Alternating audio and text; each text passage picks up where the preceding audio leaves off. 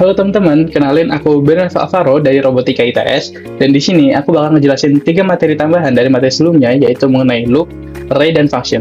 Video ini kita jelas akan ngebahas loop, array, function, dan juga pengaplikasian dari ketiga materi itu. Langsung aja kita masuk ke yang materi pertama, yaitu mengenai perulangan atau loop. Jadi, perulangan atau loop itu sendiri itu merupakan sebuah proses menjalankan suatu bagian program secara terus-menerus atau berulang kali, selama suatu kondisi tertentu itu masih terpenuhi. Jadi gampangnya, jika kita pengen misalnya mencetak suatu angka berkali-kali gitu, kita nggak perlu nulis angka itu 1111. Nah, kita bisa langsung nyingkat programnya dengan menggunakan perulangan ini. Nah, untuk perulangan ini sendiri, itu ada beberapa jenis. Yang pertama adalah while, di mana while untuk dijalankan itu perlu suatu syarat atau kondisi. Jika syarat atau kondisi itu terpenuhi, maka blok kode yang ada di dalam while-nya ini akan dijalankan. Nah, biasanya di bagian bawahnya while ini akan ada increment atau decrement value untuk menjadi pembatas dari while-nya ini dijalankan. Nah, selanjutnya adalah do while. Apa bedanya while dengan do while? Untuk do while nanti while-nya ini akan dijalankan tepat satu kali sebelum akhirnya dicek syaratnya. Jika ternyata syaratnya memenuhi, maka do while-nya akan dijalankan lagi. Tapi ternyata jika tidak memenuhi, maka hanya dijalankan satu kali saat itu saja. Nah, selanjutnya itu adalah perulangan for. Nah, apa bedanya while, do while, dan for? Kalau for itu biasanya kita sudah tahu batas perulangannya itu berapa. Misalnya kita ingin mencetak 5 angka. Nah, karena kita sudah tahu kan bakal nyetak 5, maka kita biasanya bakal ngegunain for. Tapi misal untuk perulangan yang kita tidak tahu, ingin melakukannya berapa kali, nah itu biasanya kita pakainya while atau nggak do while. Nah, untuk for sendiri, deklarasinya itu kita pertama membutuhkan initial statement-nya terlebih dahulu, lalu atau kondisi atau ekspresi yang bikin for ini bisa dijalankan, dan juga end statement atau batas dari perulangan for-nya ini. Nah, selanjutnya adalah infinite loop atau loop yang terus-menerus gitu, yang nggak bakal berhenti. Ini bisa menggunakan while juga menggunakan for. Untuk while itu bisa aja langsung while true atau while 1. Nah, untuk for itu di batasnya itu dibuat true terus-menerus gitu, nggak bakal dibikin false. Jadi misal di sini i-nya kan 0, terus i-nya kurang dari 1. Nah, 0 kan dari 1, itu udah benar. Terus i-nya decrement, dikurangin lagi gitu. Jadi kan iterasi selanjutnya bakal jadi min 1, min 2, min 3. Nah, i-nya kan bakal terus-menerus kurang dari 1. Nah, makanya for ini bisa menjadi infinite loop. Nah, apa sih gunanya infinite loop ini? Biasanya infinite loop itu digunakan kalau misalnya kita minta inputan dari user terus-menerus gitu. Nah, supaya kita bisa terus-menerus menerima inputan dari user, yang biasanya kita menggunakan infinite loop ini. Nah, gimana kalau ternyata kita nggak perlu ngejalanin perulangan ini sampai batas akhir kondisinya? Nah, untuk itu kita bisa menggunakan break statement dan continue statement. Untuk yang pertama itu break statement, itu merupakan digunakan untuk menghentikan perulangan secara langsung meskipun kondisinya belum selesai. Ini ada contoh penggunaan break statement. Jika syaratnya itu true atau syarat itu memenuhi, maka langsung di break aja. Jadi bagian-bagian program yang di bawahnya if ini tidak akan dijalankan lagi. Bagian kode yang ini sudah tidak akan dijalankan lagi. Nah, berbeda dengan continue statement, di mana continue statement hanya akan melewati sisa kode pada iterasi itu saja dan melanjutkan pada iterasi selanjutnya. Jadi misal pada iterasi ini syaratnya itu bernilai true atau sudah terpenuhi, maka if ini akan dijalankan. Nah, bagian kode di bawahnya if ini itu udah akan di skip, nggak dijalankan. Nah, untuk iterasi selanjutnya jika ternyata syarat itu tidak terpenuhi atau if ini bernilai false, maka bagian kode di bawahnya ini masih akan tetap dijalankan. Berbeda dengan break yang akan langsung keluar dari perulangan, if continue ini masih bisa untuk melanjutkan perulangannya sampai akhir. Nah, selanjutnya kita akan membahas mengenai array. Jadi, array itu adalah kumpulan data yang menyimpan elemen dengan tipe data yang sama secara sekuensial atau terurut pada suatu indeks. Dengan ukuran atau kapasitas array itu selalu tetap. Nah, untuk deklarasi array sendiri itu memerlukan tipe data dari data yang disimpan dalam array-nya, lalu nama array-nya itu apa, dan ukuran dari array-nya itu. Nah, selanjutnya adalah inisiasi dan mengisi array. Jadi, untuk mengisi array, kita bisa langsung melakukannya pada saat inisialisasi awal. Contohnya seperti ini, sebuah array dengan nama array, dengan tipe data integer menyimpan data 1, 2, 3, 4, 5. Nah, kalau misalnya kita langsung masukin datanya kayak gini, pas inisialisasi awal, itu kita nggak perlu masukin ukurannya gitu, karena program udah tahu ukuran si array-nya berapa dari data yang kita masukin. Begitu juga kalau misalnya ukuran datanya, kalau misalnya tipe datanya itu char atau suatu kata gitu, kita nggak perlu inisialisasi awal dari array-nya itu. Tapi semisal kita ingin ngisi si array-nya ini pakai ulangan, pakai for atau pakai while, itu kita harus pas inisialisasi itu kasih ukurannya. Di sini contohnya adalah array dengan ukuran 5, setelah itu di dalam array-nya itu diisi menggunakan for loop ini. Nah, yang selanjutnya adalah dimensi array. Jadi, array itu bisa kita inisialisasi dan kita gunakan dengan satu dimensi ini atau beberapa dimensi atau multidimensi sebutannya. Nah, untuk array dimensi itu berarti array yang bisa menyimpan satu baris data saja. Jadi, misalnya di sini ada array ukurannya 5, ya udah berarti dia cuma bisa menyimpan 5 data itu aja. Dari data indeks ke 0 sampai data di indeks ke 4. Di sini data indeks ke 0 itu 4, indeks ke 3 itu 2, indeks ke 2 itu 3. Nah, kalau array ini walaupun ukurannya 5 ya, itu cara aksesnya itu bukan 1, 2, 3, 4, 5 gitu, bukan indeks 1, indeks 2, indeks 3, indeks 4, indeks 5, tapi ini indeks 0, ini indeks 1, indeks 2, indeks 3, indeks 4. Jadi array itu diakses dari indeks 0 sampai indeks ukuran kurang 1. Jadi misal ukurannya ada 5, berarti untuk mengakses indeks terakhir pada suatu array itu berarti ukurannya dikurang 1. 5 dikurang 1 berarti 4, seperti itu. Jadi kan kita bisa lihat di indeks 1 sampai indeks 4 kan nggak kita isi apa-apa nih, makanya di sini X atau kosong gitu. Nah, selanjutnya adalah array multidimensi atau multidimensional array. Di sini contohnya adalah sebuah array matrix dengan ukuran 3x3, di mana berarti akan ada 3 baris dan 3 kolom. Untuk akses barisnya berarti kan baris ke-0, baris ke-1, baris ke-2, dan kolomnya berarti kolom ke-0, kolom ke-1, sama kolom ke-2 gitu. Nah, kolom baris ke-1, kolom ke-2, atau kalau misalnya dilihat tuh baris ke-2, kolom ke-3, itu kita isi data 4, lalu baris ke-2, kolom ke-0, atau baris ke-3, kolom ke-1 itu kita isi 5. Begitu juga seterusnya kita isi 7, kita isi 2. Nah, kalau misalnya kita gambarkan dari semua data yang sudah kita masukkan ini akan berbentuk seperti ini. Nah, selanjutnya fungsi. Jadi apa sih fungsi itu? Fungsi adalah blok kode terpisah yang dibuat untuk melakukan tugas tertentu dan dapat dipanggil berulang kali. Jadi misalnya kita ada fungsi untuk menghitung perkalian. Nah, misalnya kita ingin melakukan perkalian, berarti kita tinggal manggil fungsi itu aja. Jadi fungsinya itu bisa kita panggil dan kita pakai terus-menerus misalnya kita membutuhkannya. Nah, untuk deklarasi fungsi itu adalah seperti ini. Return type-nya atau tipe data yang dikembalikan, lalu nama fungsinya, dan juga passing parameternya itu apa. Di sini adalah contoh fungsi yang ada, dimana dengan return type-nya void atau tidak memberikan apa-apa, lalu nama fungsinya adalah hitung, dan passing parameter adalah nilai 1 dan nilai 2. Karena ini adalah void atau tidak memberikan data, maka semua bagian yang diperlukan itu dikerjakan atau dilakukan di dalam fungsi itu. Nanti akan saya bahas lebih lanjut mengenai void itu apa. Nah, jadi jenis fungsi. Yang pertama adalah fungsi dengan return value atau fungsi yang mengembalikan suatu nilai. Jadi kita bisa lihat di fungsi mainnya ada variabel nilai 1 dan nilai 2, dengan nilai 1 adalah 12 dan nilai 2 adalah 3. Lalu ada variabel hasil yang akan menyimpan return value atau hasil yang dikembalikan dari fungsi hitung, dan setelah itu kita cetak nilai hasilnya itu berapa. Nah, di fungsi hitung ini si program nanti akan mengembalikan nilai dari nilai 1 tambah nilai 2. Jadi apa sih parameter nilai 1 nilai 2 yang tadi udah kita ketahui 12 sama 3 itu dikirim ke fungsi hitung ini, lalu setelah itu dijumlahkan dan dikembalikan. Nah, dikembalikannya itu dalam bentuk data integer.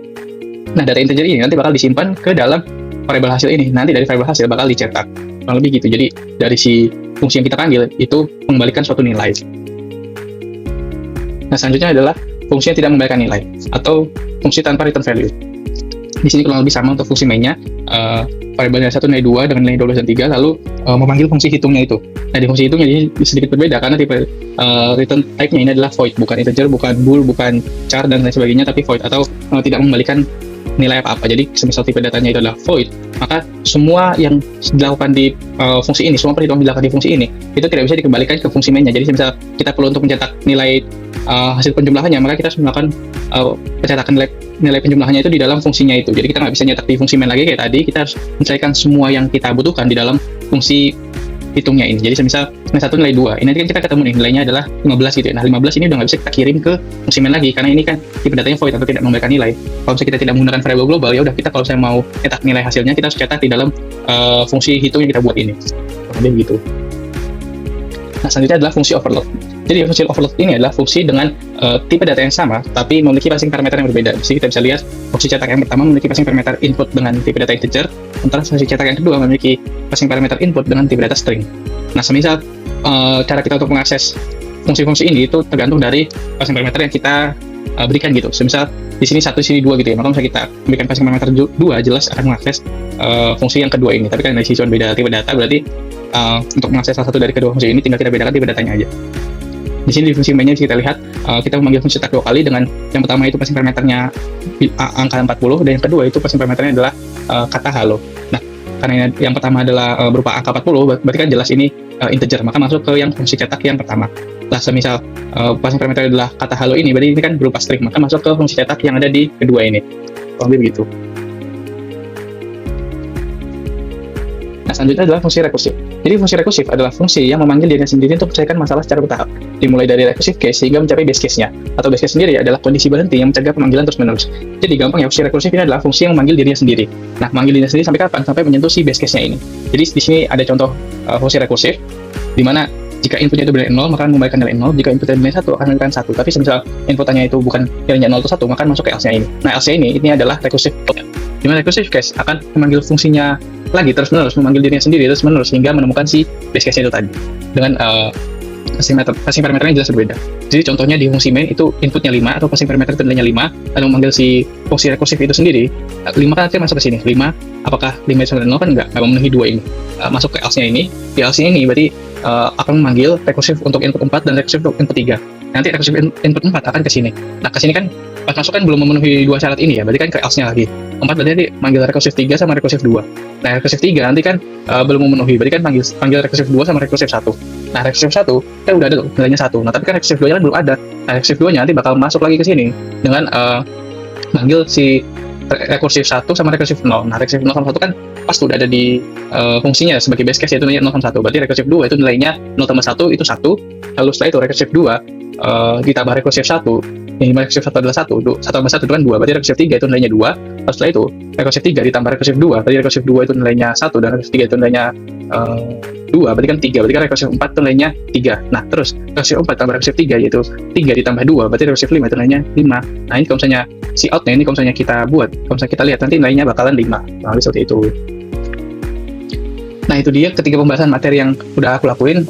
Mohon maaf apabila penjelasannya kecepatan atau gimana atau kurang jelas. Sekarang kita masuk ke bagian pengaplikasian dari ketiga materi itu. Nah, untuk implementasinya langsung aja kita coba di VS Code-nya tentang yang tadi udah kita bahas, yaitu perulangan, array, dan function. Langsung aja kita coba.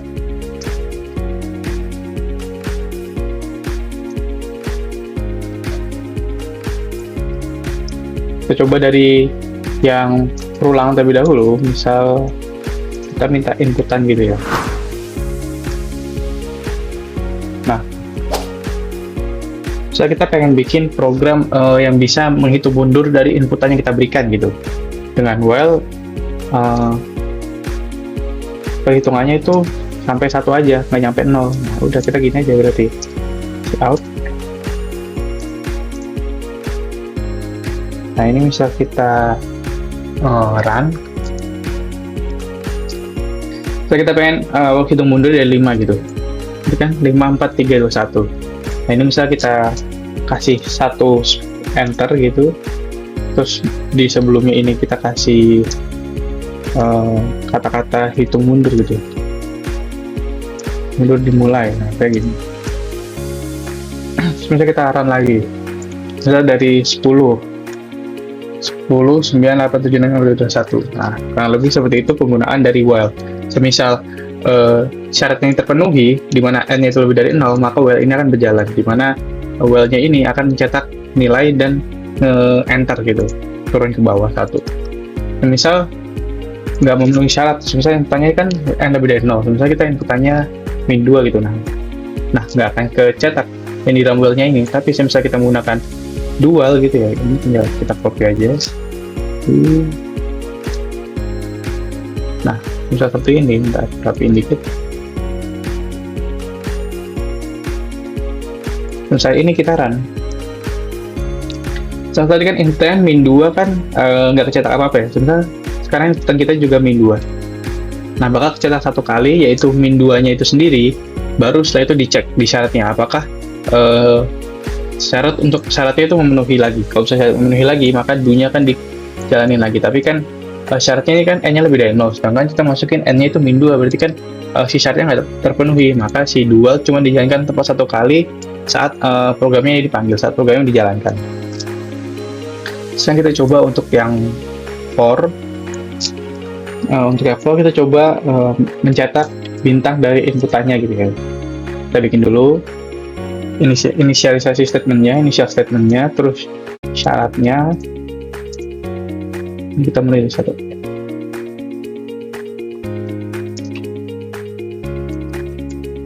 Terus kita bikin for 1 lagi buat nyetak si bintangnya.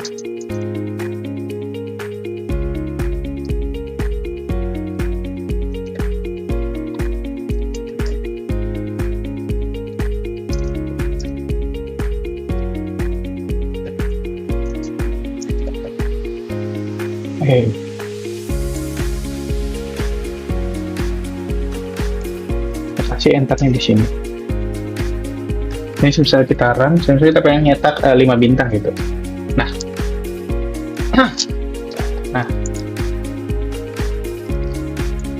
misalnya kita pengen nyetak 5 bintang gitu. Ini kita, di sini kita bisa lihat kan inputnya kan 5, berarti kan ini bintang cetak tuh dari 1 sampai 5 gitu. Nah, sebenarnya kita pengen bikinnya tuh bentuknya tuh piramid, bentuknya tuh gini, nggak kayak tangga gitu loh. Jadi kita bisa ubah, kita tambahin satu for lagi buat si nyetak spasinya. Cekal.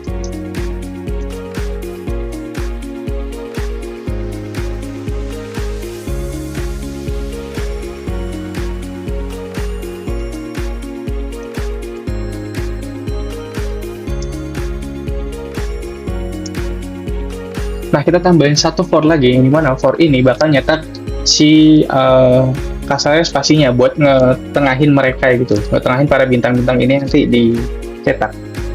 Misalnya inputannya 5.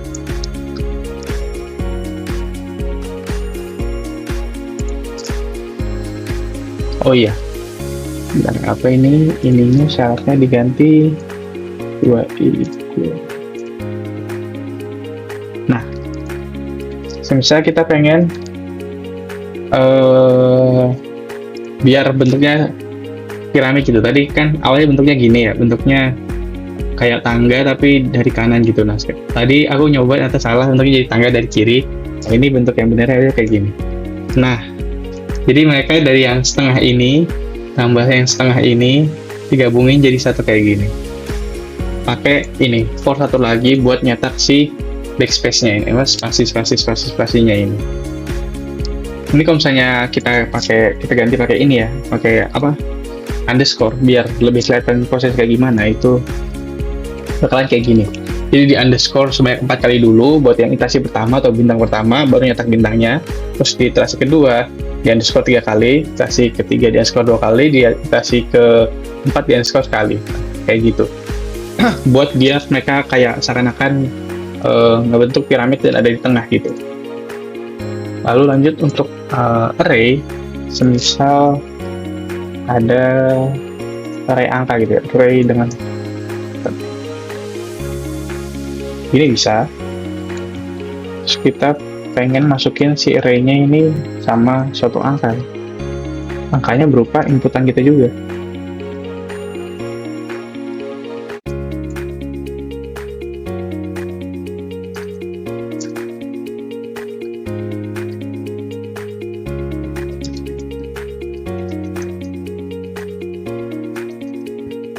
Kita misal pengen ngecek berapa ya, setengahnya aja gitu, setengahnya dari ukuran array-nya.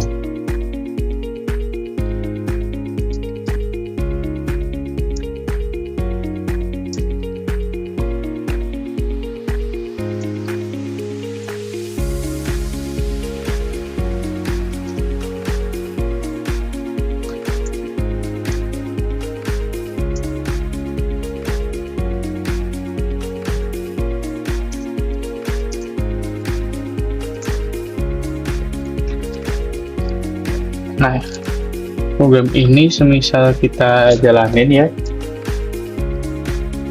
Iya ini kan.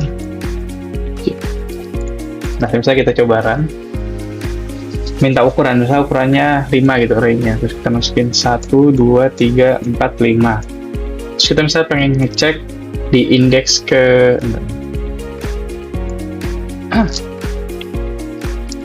Nah, program ini misalnya kita run, saya inputannya 5. Misal ukurannya itu 5, terus kita inputin datanya itu 5, 3, 4, 1, 2. Terus kita pengen tahu nih, di indeks ke berapa? Ke 1, itu datanya itu berapa? Misalnya kita masukin 1, datanya 3. Misalnya kita masukin indeks ke 4, kan sampai indeks terakhirnya indeks yang ukuran di yang 1. Indeks 4-nya kan 2 ini ya, 2. Harusnya 2. Nah, ini kan kayak masih raw banget gitu, masih nggak jelas gitu bentuknya. Ini bisa kita perbaikin bentuk-bentukannya, misalnya bisa inputannya kita kasih si out gitu.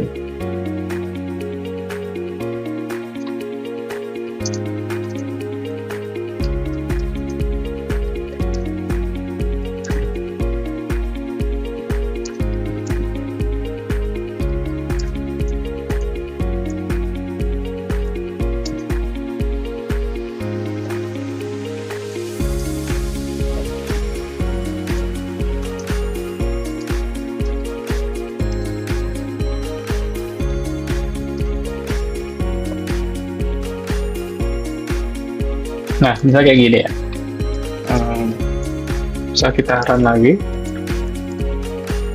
Ukuran array-nya, 5. Terus kita masukin data 3, data ke 0 dimasukin, kita masukin masih ini bentar.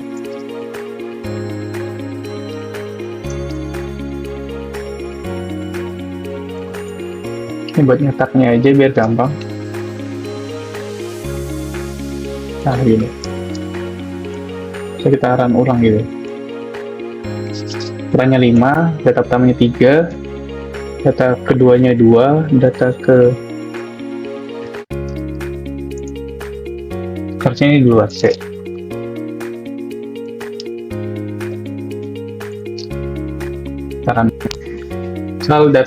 Misal ukuran array-nya 5, data pertamanya 2, data ke 2-nya 6, data ke 3-nya 8, data ke 4-nya berapa? 20, dan 675 gitu. Nah, kita masukin indeks yang pengen kita cetak. Saya indeks ke 4 berarti, indeks terakhir. Nah, 675, terus indeks ke 3 betul, 3 ke 20. Sama kayak inputannya. Kurang lebih array seperti itu sih. Kalau buat penggambarannya mungkin buat yang agak gampang aja, bentar.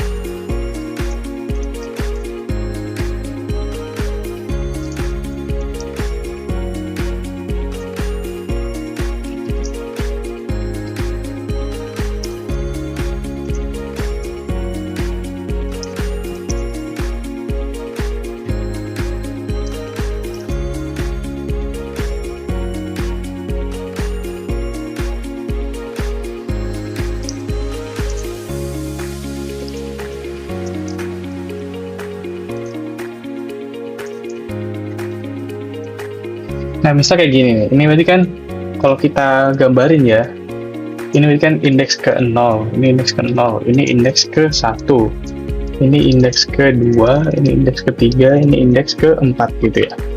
0, 1, 2, 3, 4. Nah, kalau misalnya kita pengen akses data 215 ini, jelas berarti ini kita masukinnya si temporary ini berarti kan 4. Misalnya kita pengen akses data ini, berarti kan si temporary ini kita masukin 1. Kurang lebih kan kayak gitu ya. Misalnya ini kita coba run deh. Misalnya berapa? 4 sampai 5. Terus sampai 5 ya, bisa semua berarti. Kita bisa 4 dua kali. Kita bisa data ke 0, data ke 1, data ke 3 gitu. Nah, kurang lebih kayak gitu buat array 1 dimensi. Kalau array 2 dimensi itu matriks biasanya bentuknya. Array multidimensi. Kita bisa gini. Terus misal pengen bikin matriks ukuran berapa ya? 3x3 gitu. 3x3. Enggak nih, misal berupa inputan gitu ya.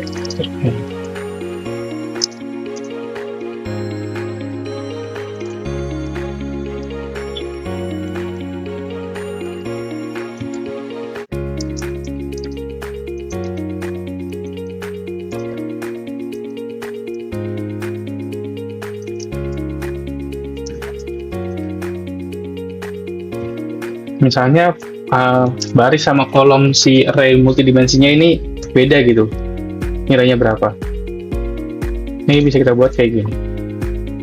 Jadi for yang pertama itu buat nyetak barisnya, jadi kurang dari ukuran barisnya. Nah, for yang kedua ini buat nyetak si kolomnya, jadi kita buat kurang dari kolom.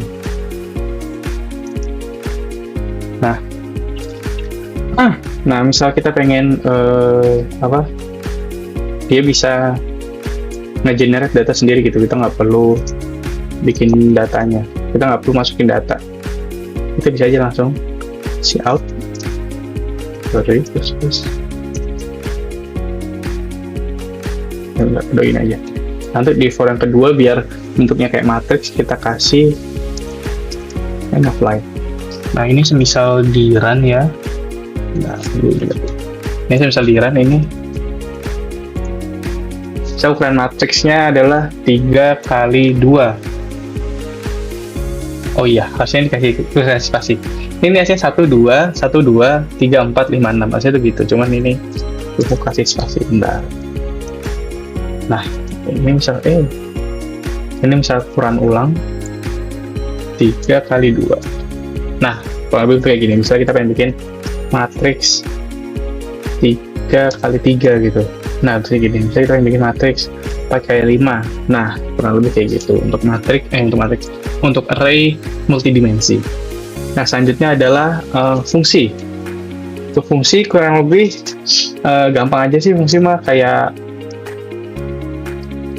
buat mempermudah kita bikin program dong ya. Misalnya kita pengen kayak gini, terus kita pengen integer hasil sama dengan n tambah n tambah n. Kan gini kan hasilnya kayak bisa jadi kerjaan demand ya. Oh iya, belum ada inputannya, sebentar.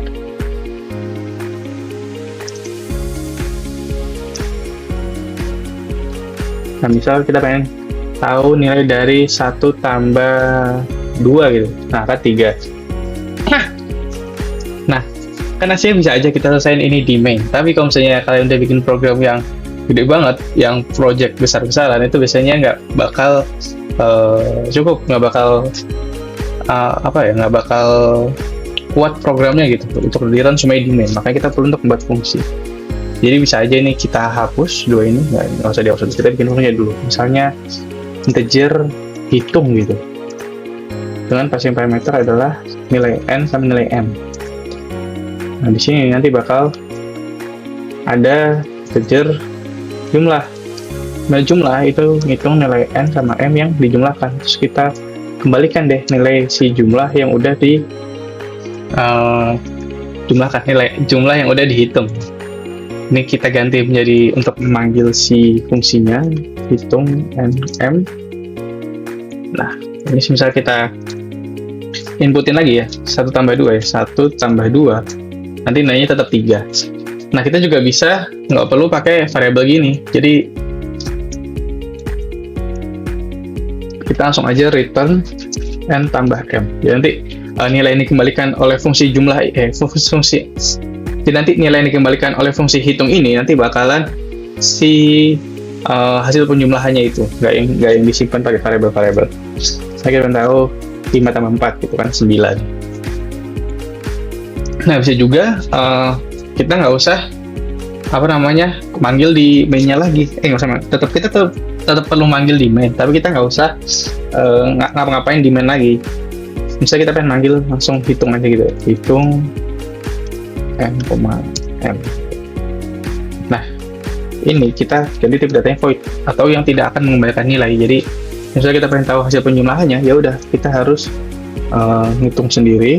Bisa pakai variabel tambahan juga enggak, kita bisa juga langsung cout. Misalnya kita pengen tahu hasilnya gitu ya, berarti kan kita cout.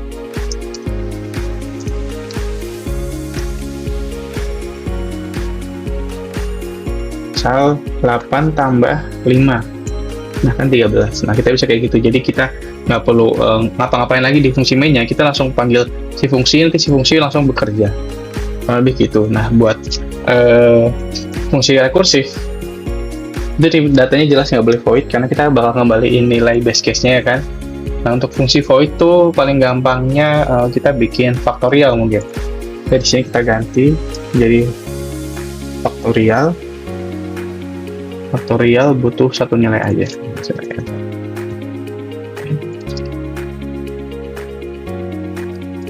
Nah, hapus.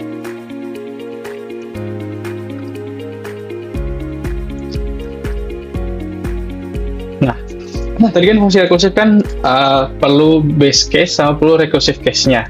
Nah, Pertama-tama kita perlu untuk ngebuat si base case-nya terlebih dahulu buat ngebikin fungsi rekursif. Base case dari fungsi faktorial, berarti kan kita harus tahu nilai dari 0 faktorial sama 1 faktorial. Kan kita tahu nilai 0 faktorial itu kan 1 ya, jadi jika input tanya nilai n-nya itu 0, maka akan nyarikan nilai 1. Nah, jika ternyata inputnya ada 1, maka ngeritan nilai 1 juga. Nah, kalau ternyata kedua ini nih base case gitu ya, base case, ini juga base case. Nah kan kita dengan base case-nya nih. Base case ini yang jadi pembatas fungsinya manggil dirinya sendiri sampai kapan, sampai nemu n-nya itu 0 atau n-nya itu 1. Nah, kita juga bikin si recursive case-nya, kapan si fungsi bakal manggil dia sendiri kalau misalnya nggak memenuhi dua itu. Nah, gimana bikinnya? Kan faktorial, berarti nilai yang sekarang dikali nilai faktorial sebelumnya, berarti kita panggil fungsinya faktorial n kurangi 1. Nah, ini kenapa? Ini kurang tahu nih. Nah, kurang lebih gini. Jangan lupa ini return n kali bla. Nah, kalau udah langsung aja kita berarti cout. Kita bisa langsung nge out fungsinya kayak gini. Nah ini kalau kita run ya. Dan ini aku clear dulu aja.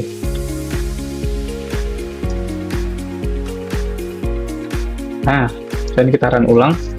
Misalnya kita ingin tahu nilai 0 faktorial itu berapa? Itu 1, jelas ada di base case. Jadi kita ingin tahu nilai 5 faktorial. Kalau kalian tahu ya, 5 faktorial itu tuh 120. Apakah benar? Nah, benar. Misalnya kita pengen ngeran 6 faktorial. 6 faktorial itu 720. Nah, benar. Misalnya kita pengen ngeran 7 faktorial. 7 faktorial itu 5040. Nah, benar. Nah, kalau 8 faktorial udah nggak tahu berapa. Kalau 8 faktorial itu berapa? 40.320. Nah, kurang lebih kayak gitu buat fungsi rekursif. Contoh lain fungsi rekursif itu ada di bilangan Fibonacci, kalau kalian tahu. Fibonacci. Sebenarnya Fibonacci dari 0 itu bilangan ke 0 di baris Fibonacci itu, di deret Fibonacci itu 0, 1, 0, 1, 1, 1. 0 itu 0, 0 itu 0, 1 itu 1. Nah, ya. Nah, untuk Fibonacci sendiri syaratnya itu Fibonacci kan syaratnya kan baris sebelumnya ditambah 2 baris sebelumnya, hasilnya jadi baris baru gitu, jadi deret baru, jadi angka di baris baru gitu, jadi apa, suku baru gitu lah bahasanya. Nah, berarti cara ngeritannya atau recursive case-nya berarti kasih keterangan dulu aja.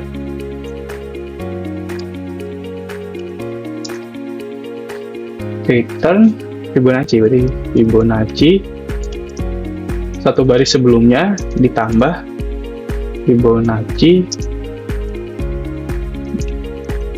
2 baris sebelumnya. Jadi kan 2 baris di belakangnya ditambah buat jadi suku baru, nilai suku baru. Kan kurang lebih kayak gitu ya. Nah, ini kita run Fibonacci dari 5 gitu, ini harusnya 5. Nah, benar. Fibonacci 4 itu tuh berapa ya? 3. Nah, iya benar. Nah, ini cara kerja si Fibonacci ini gimana? Ini kurang lebih kayak gini. Ini jelasin. Saya tadi kan Fibonacci 5 ya, kita nyarinya. Fibonacci 5 itu berarti kan Fibonacci n-1. N-nya kan 5, berarti Fibonacci 5 kali 1, 4, ditambah Fibonacci 5 kali 2, 3. Nah, kan kita kan belum tahu ya nilai si Fibonacci 4 sama Fibonacci 3 berapa. Nggak ada juga di base case-nya, berarti dia manggil fungsinya lagi. Fibonacci 4 itu bisa didapat dari Fibonacci 3 ditambah Fibonacci 2. Nah, Fibonacci 3 sama 2 kan juga belum ada nilainya, berarti kita turun satu lagi. Fibonacci 3 berarti Fibonacci 2 tambah Fibonacci 1. Nah, Fibonacci 1 udah nilainya nih, 1 nih. Berarti kan 1 ditambah berapa gitu? F2-nya tuh Fibonacci 2-nya kan belum tahu. Berarti F2 manggil lagi, F1 tambah F0. Nah, F0 F1 kan udah nilainya nih. Fibonacci 0 itu 0, 1 itu 1. Berarti kan 0 tambah 1 ini kan hasilnya nanti 1. Nah, 1 nanti kan masuk, set 1 masuk ke sini. Ini nilainya juga 1, 1 tambah 1 berarti 2. Fibonacci 3 itu nilainya 2. Nah, 3 tadi kan 2 nilainya ya. Nah, F2-nya itu kan 1, 2 tambah 1 berarti kan 3. Nah ini berarti kan Fibonacci 4 kan 3 ditambah 2 berarti 5. Nah kurang lebih kayak gitu, tadi kayak yang aku jelasin pas di videonya juga. Kalau mau satu contoh lagi buat rekursif, buat belajar, itu ada soalnya kayak gini. Nah kayak gitu bentuknya, itu cara ngerjainnya itu kurang lebih seperti ini. Misal namanya itu fungsi hitung gitu ya. Di base case-nya berarti kan satu ini aja sih nggak apa-apa, nggak usah, bisa hilangin aja. Di sini berarti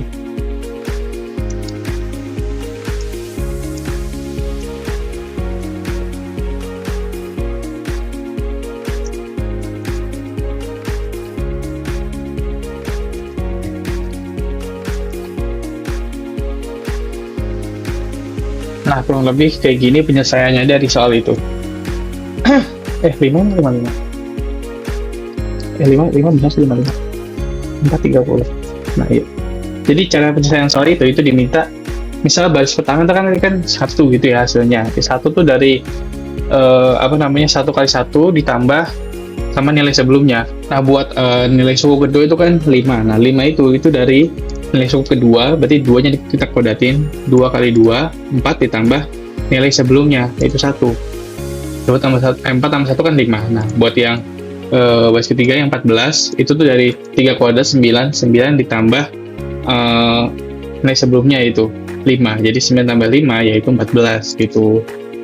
Nah buat yang 4 ini, yang 30 ini dari 14, ini dari yang hitung ini 14 ditambah sama 4 kuadrat, terus kan 16 sama 14 kan 30 gitu. Kalau visualisasinya ntar aku buatin dulu. Kalau visualisasinya berarti kan kita inputannya 4 gitu ya, biar gampang ya. Berarti kan hitung 4 adalah 4 kuadrat gimana ya, 4 kali 4 ditambah hitung 3 gitu, H3. Nah kan nggak tahu nilai H3, berarti H3 itu dari 3 kuadrat ditambah H2.